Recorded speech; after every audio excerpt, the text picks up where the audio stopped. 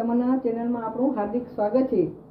આજે મારા બાળકોને ભૂખ લાગી છે તો કે શું બનાવું, ચાલો ને હવે આ કેરીની સિઝન છે, કાકડી છે તો એની ભેલ બનાવીએ। આ એક કેરી લીધી છે, કાકડી છે, ટમેટું છે અને ડુંગળી છે, આ માંડવીના બી છે, રત્નાની સેવ છે, આલુ સેવ છે, આ ઘરે બનાવેલા સેવ મમરા છે અને ચનાચોર ગરમ ઈ છે, આ ચટણી છે લાલ મરચાંની અને આ લીલા મરચાંની ચટણી છે, ખાટી મીઠી બરાબર। આ ખાટી મીઠી ચટણી આ તીખી ચટણી છે। તો આપણે ડુંગળી ટમેટા અને આ કાકડીની એને આપણે ઝીણા ઝીણા કટિંગ કરી લઈએ।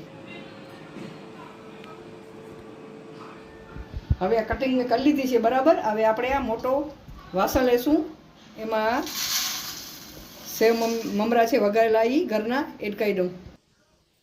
હવે આલુ સેવ, નામી સેવ, ચોર ગરમ, આ માંડવીના બી શેકેલા એ અંદર આપણે એડ કરી દઈએ।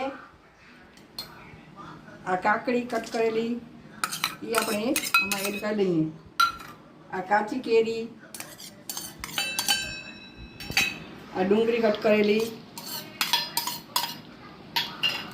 ને ટમેટું કટ કરેલું એડ કરી લઈએ। હવે આપણે બરાબર એને મિક્સ કરી લઈએ।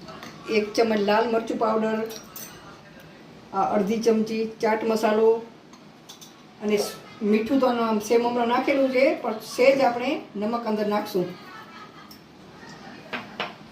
હવે આને પણ આપણે આ મિક્સ કરી લઈએ।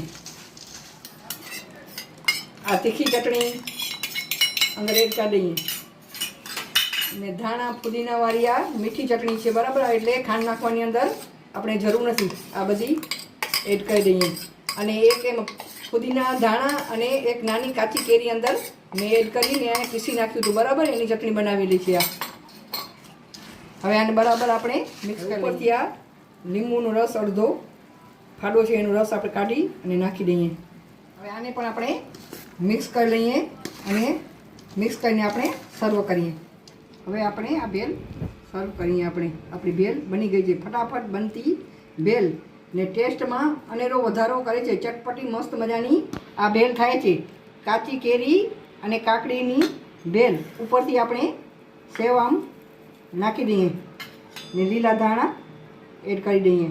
તૈયાર છે આપણી મસ્ત મજાની ભેલ। તમે ઉપર દાડમના દાણા પણ નાખી શકો। આજે મારા ઘરે દાડમ નથી તે નથી નાખ્યા, તમે જે નાખવું હોય તે નાખી શકો છો અને સજાવી શકો છો ને ફટાફટ બની જાય છે અને આનાથી આપણી ભૂખ પણ સંતોષાય છે।